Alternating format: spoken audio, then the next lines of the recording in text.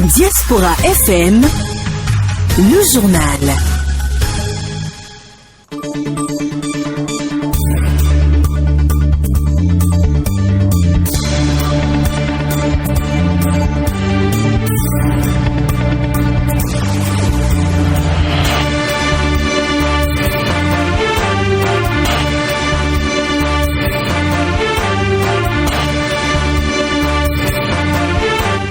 Mercredi 30 juin 2021, bonsoir à toutes et à tous, bienvenue dans cette édition, les titres. 662 aspirants bientôt recrutés pour former les enseignants des lycées techniques et agricoles, c'est l'une des décisions prises en Conseil des ministres ce mercredi 30 juin. L'opération de prise en charge des malades mentaux errant dans les rues de Cotonou a démarré ce mardi 29 juin. Elle consiste à suivre le traitement afin qu'ils retrouvent leur dignité. Et puis 2 djihadistes présumés accusés d'avoir joué un rôle clé dans l'attaque du village de Solane qui a fait au moins 132 morts dans la nuit du 4 au 5 juin au Burkina Faso ont été mis en examen pour terrorisme, a annoncé le procureur du pays.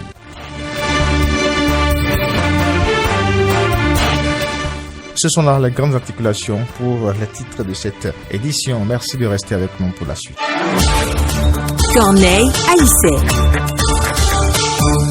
On ouvre cette édition par le Conseil des ministres qui s'est réuni ce mercredi 30 juin 2021 sous la présidence du chef de l'État Patrice Talon. Au cours de la rencontre, plusieurs décisions ont été prises. Il s'agit entre autres du recrutement de 662 aspirants pour la formation d'enseignants au profit des lycées techniques agricoles dans le cadre de la mise en œuvre de la stratégie nationale de l'enseignement et de la formation technique et professionnelle. Selon bien sûr le relevé du Conseil des ministres, il est prévu la construction et la réhabilitation d'une trentaine de lycées techniques agricoles d'ici à 2023. Ces établissements serviront notamment à former des exploitants agricoles de type nouveau. Pour leur fonctionnement optimal, il s'avère nécessaire de mettre à disposition sur la période 2152 enseignants complémentaires, toutes spécialités confondues aussi. Le Conseil a-t-il autorisé pour le compte de l'année 2021 le recrutement de 662 aspirants, dont 517 de niveau licence professionnelle en sciences agronomiques et 145 de niveau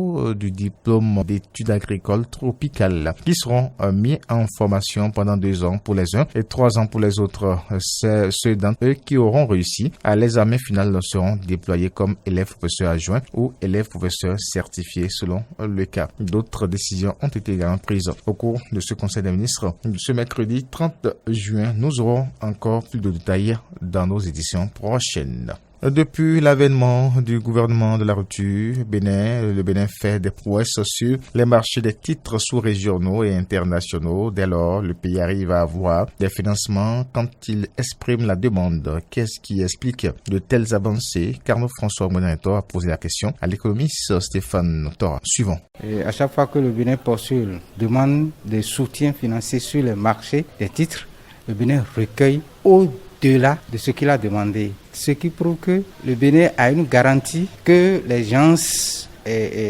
approuvent, ce qui rassure de la bonne santé de l'économie béninoise. Qu'est-ce qui fait qu'à chaque fois que le Bénin se présente sur le marché financier, il recueille au-delà de sa demande. On va partir du rebasage. Lorsque le Bénin a proposé et a soumis au niveau du Fonds monétaire international la nouvelle base sur laquelle il faut voir les performances, mais cette rebasage est passé. Et c'est une prouesse puisque aucune nation n'a proposé une telle réforme. Déjà, ça fait un. Secondo, lorsque cette performance est réalisée par le Bénin, ça l'a propulsé de pays pauvres au rang de pays à revenus intermédiaires. Une prouesse que nous n'avons jamais eu jusque-là. Et ce n'est pas fini. Lorsque le programme Bénin Révélé est conduit de main de maître par le président et son gouvernement, le président essaie d'associer à chaque fois les institutions qui connaissent, qui sont expertes dans les domaines, surtout au niveau financier. Donc, on se rapproche du Fonds monétaire international, on se rapproche de la Banque mondiale, on sollicite les experts de la Banque africaine de développement pour pouvoir conduire à bon bout ces réformes-là. Et le résultat est là et tout le monde apprécie le résultat 3 ans plus tard, parce que ça a un peu tardé, mais 3 années plus tard, tout ce que nous avons englouti dans ces réformes, on a commencé par les récolter. La plus grande prouesse, c'est l'eurobond, la seconde demande de l'eurobond qui a été un record sur le plan africain, parce qu'aucun pays africain n'a été dans ce eurobond-là. Mais le Bénin a réalisé l'eurobond pour pouvoir continuer de financer ces infrastructures, continuer de financer la construction des routes. Donc, la prouesse du Bénin, c'est d'abord les réformes mises en place et conduites de main de chef par le président et l'ensemble de son gouvernement. Depuis quelques jours, des publications sur les réseaux sociaux, reprises par certaines presses écrites, font état de ce que les chenilles légionnaires ravagent nos champs de maïs et il y a risque de famine. Plusieurs autorités du secteur agricole ont réagi suite à cela. Suivons ici le directeur de la production végétale du ministère de l'Agriculture, de l'élevage et de la pêche, Roland Justin Globossou, et Paulin Eros Kiki, producteur de maïs à Adjoum. Effectivement, la chenille légionnaire d'automne, communément appelée Frugiperda, Spodoptera frugiperda, est présente au Bénin, tout comme en Afrique et dans le reste du monde.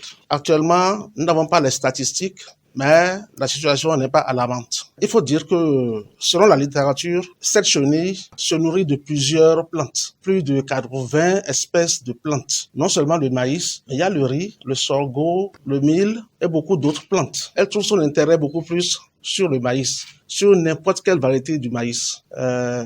Donc, actuellement, je sais que dans des centres de recherche, non seulement au Bénin, à l'Institut national de recherche agricole, mais également dans le monde entier, des recherches se poursuivent pour pour essayer de trouver des variétés peut-être qui puissent être résistantes à cette chenille. La chenille légionnaire existe dans mon champ.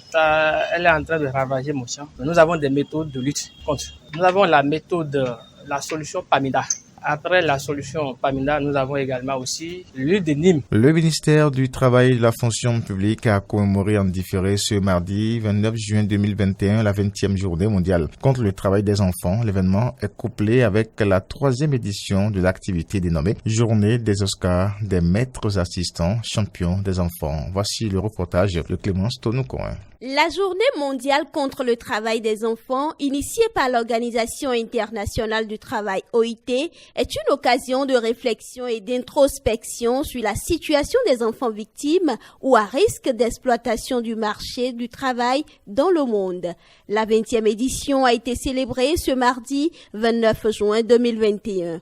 L'OIT, à travers un mécanisme d'évaluation, a prouvé que la population des enfants au travail dans le monde a baissé de 2000 à 2016. Pour le ministre du Travail, le thème retenu cette année vient donc à point nommé. C'est donc à juste titre que le thème retenu pour cette 20e édition de la Journée mondiale contre le travail des enfants est intitulé « Agissons maintenant » pour mettre fin au travail des enfants. Agir maintenant signifie qu'il faut maintenir le cap des actions courageuses et des choix stratégiques susceptibles d'accélérer les progrès enregistrés en vue de parvenir plus rapidement à l'ultime objectif de 0 enfant au travail d'ici à 2025. S'inscrivant dans cette perspective, les Nations Unies ont pris le 25 juillet 2019 la résolution 72/327 qui proclame l'année 2021 comme l'année internationale pour l'élimination du travail des enfants. Partant du constat selon lequel le phénomène du travail des enfants est plus accentué dans le secteur de l'artisanat, le ministre des Petites et Moyennes Entreprises et de la Promotion de l'Emploi a invité les maîtres artisans au respect des engagements pris dans la charte de lutte contre le travail des apprentis édité en 2014. Dans ce document, les maîtres artisans se sont engagés, entre autres, à lutter individuellement et collectivement contre le travail des enfants apprentis. Utiliser exclusivement les enfants dans le cadre de leur apprentissage. Éviter les châtiments corporels et moraux aux apprentis. Respecter les horaires de travail selon les métiers. Accorder un repos hebdomadaire aux apprentis, etc.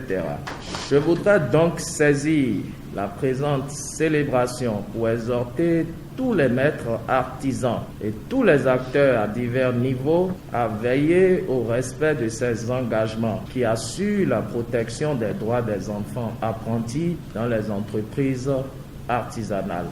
Au cours de la cérémonie, plusieurs maîtres artisans, lauréats de la 3e édition du concours Oscar des maîtres artisans champions des enfants, ont été primés.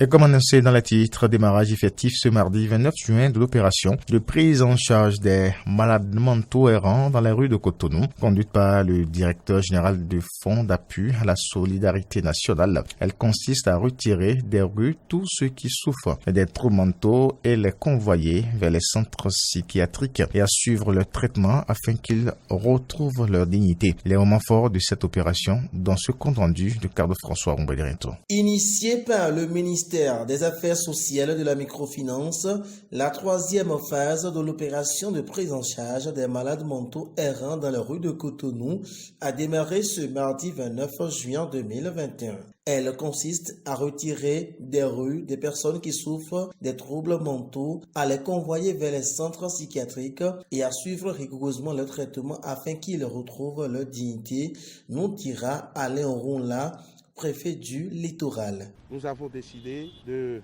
lancer cette 3e phase pour que dans les rues de Cotonou, et ça va se faire dans les autres rues de nos villes, nous identifions et nous prenions soin de nos compatriotes dérangés dont l'apparence signale cette détresse et que nous allions les confier aux centres spécialisés pour les recevoir et pour leur prodiguer des soins. Conduite par Alphonse Sogadji, directeur général du Fonds d'appui à la solidarité nationale, cette phase se veut être celle de généralisation car là où personne ne veut être responsable, l'État lui prend ses responsabilités. Nous avons, pour cette année, c'est une phase prédite de généralisation parce que le phénomène n'est pas uniquement dans les villes que je viens de citer, c'est presque dans tout le pays.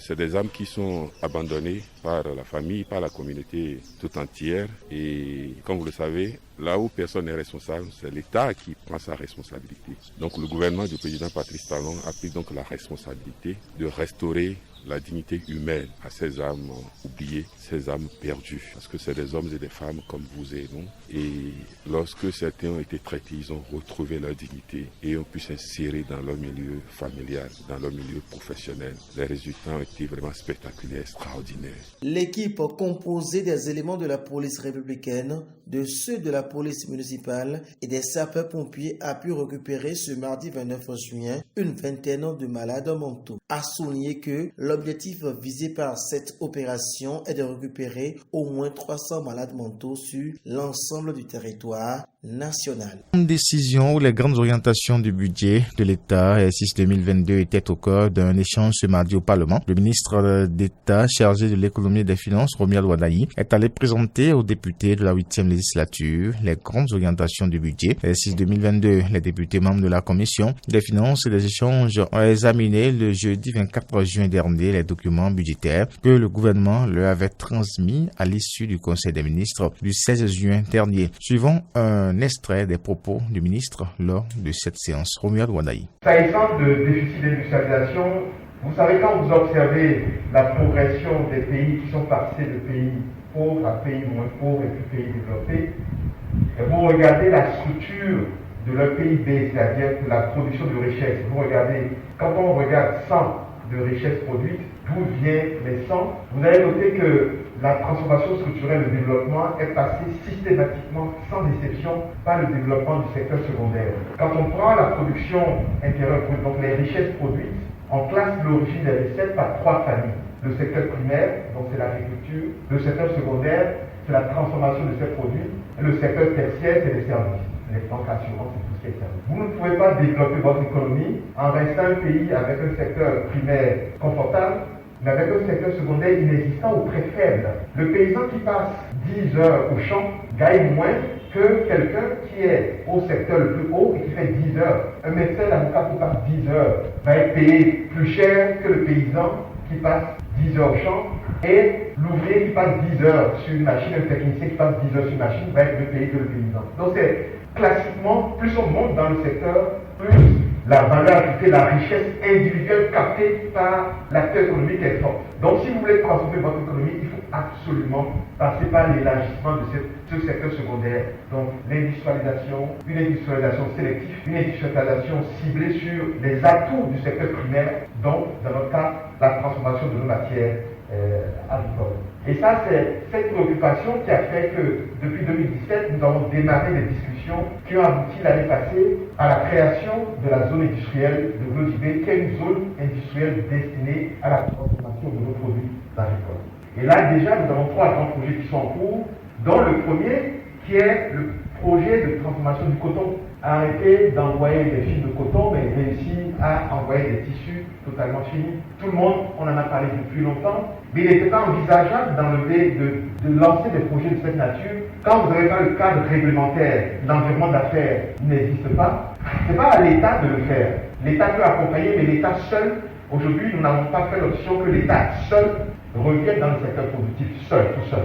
Vous le savez, le gouvernement béninois a initié un programme de construction de 20 000 logements sociaux et économiques au Bénin. 10 849 logements sociaux sont actuellement en cours de construction à Wedo, dans la commune d'Abomey-Calavi. Découvrons à travers ce reportage l'état d'avancement des travaux en cours de réalisation par la société immobilière et d'aménagement urbain Simao. Anomori Agua pour le reportage. Situé dans la commune d'Abomey-Calavi, Wedo accueille le programme de construction de logements sociaux et économiques au Bénin. Quel est l'état d'avancement des travaux? Yves Zounon, ingénieur projet Simo, nous en parle. Ici à Wedo, nous avons la construction de 10 849 logements sociaux et qui sont essentiellement constitués des bâtiments de type F4, c'est-à-dire un salon, 3 chambres équipées de douches, de cuisine et autres. Nous avons déjà eu à réaliser tout ce qui est travaux de viabilisation, c'est-à-dire les travaux d'amener d'électricité, d'eau, de fibres optiques. Aujourd'hui, nous sommes à un taux d'exécution des travaux de 17% et nous comptons finir la réalisation des travaux pour la première phase d'ici février 2022. Essentiellement, nous avons les travaux de gros œuvres, des logements qui sont en cours. Les logements témoins ont été ciblés et sont en cours de finition. Hicham Bachiri, chef chantier Wedo, nous parle ici des méthodes retenues pour construire les premières tranches de ce projet. C'est des méthodes de béton armé, murs et voiles, avec une méthode de coffrage tunnel qui consiste à réaliser les voiles et les dalles, l'ensemble des murs et les dalles, l'ensemble en 6 journées. Dans la même journée, on essaye de réaliser l'ensemble de l'appartement. La même chose aussi pour les logements individuels, c'est que l'ensemble des murs de logement sont réalisés dans une seule opération, bétonnage, ferraillage et incorporation de toutes les lots secondaires à l'intérieur dans la même journée. Et c'est une méthode qui nous permet de réaliser le nombre d'appartements qu'on veut, c'est-à-dire là où aujourd'hui on est à 9, puis on peut monter à 13, 14, à 19, tout dépend du planning et des lots. Parce que là aujourd'hui on est sur les 3035 logements, sur les 10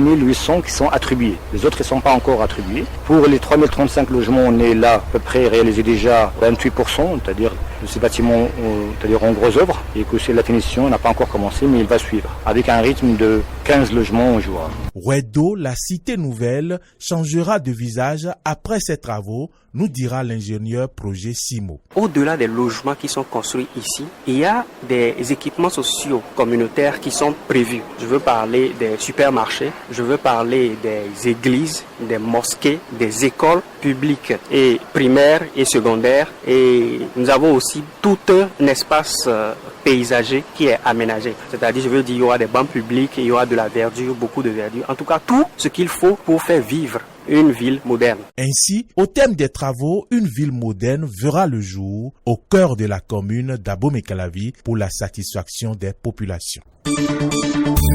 Les nouvelles africaines et internationales.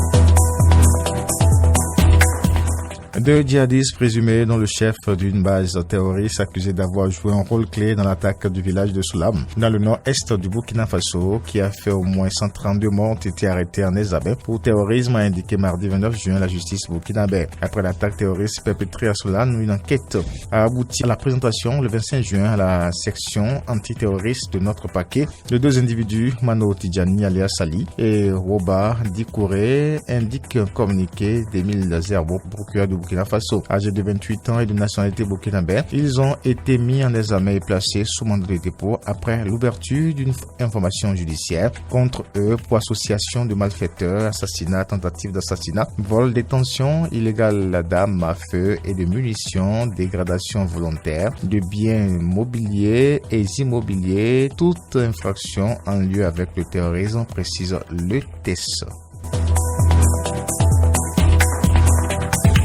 L'Organisation des Nations Unies a dénoncé l'impunité généralisée des violations des droits de l'homme au Mali. C'était à travers un communiqué publié ce mardi par le bureau du haut commissaire des Nations Unies aux droits de l'homme, Michel Bachelet. Selon le communiqué, au cours des 6 premiers mois de 2021, la division des droits de l'homme et de la protection de la mission de l'ONU au Mali, MINUSMA, a enregistré 617 atteintes aux droits humains commises par des groupes armés, dont 165 homicides, 147 hommes, 9 femmes, 7 garçons et 2 filles. Et le rapport de l'ONU d'un pays à un autre. Dans un rapport annuel, l'ONU dénonce les violations du droit humanitaire international commises par des instructeurs russes en Centrafrique avec des forces armées. Les instructeurs russes envoyés en Centrafrique ont commis avec les forces centrafricaines des violations du droit humanitaire international, selon un rapport annuel des experts de l'ONU chargés de ce pays. Si Moscou argue que ces instructeurs ne sont pas armés et ne participent pas au combat, le groupe d'experts affirme avoir reçu des témoignages confidentiels sur un recours excessif à la force par les FARC, armées centrafricaines et les instructeurs russes dans plusieurs régions visitées.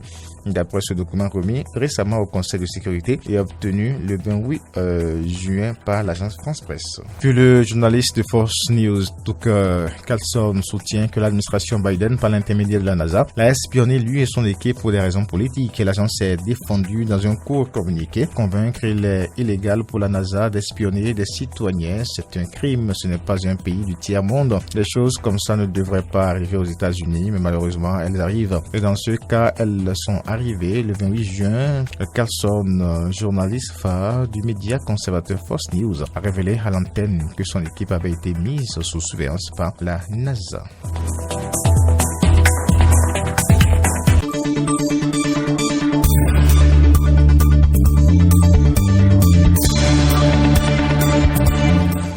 Mesdames, Messieurs, c'est la fin de cette édition. Merci de votre aimable attention. Gaëtan Akasso à la mise en onde. Chef d'édition, Dorcas Sarangan au micro, Corneille Aïssé. Merci de rester avec nous. Au revoir et à demain.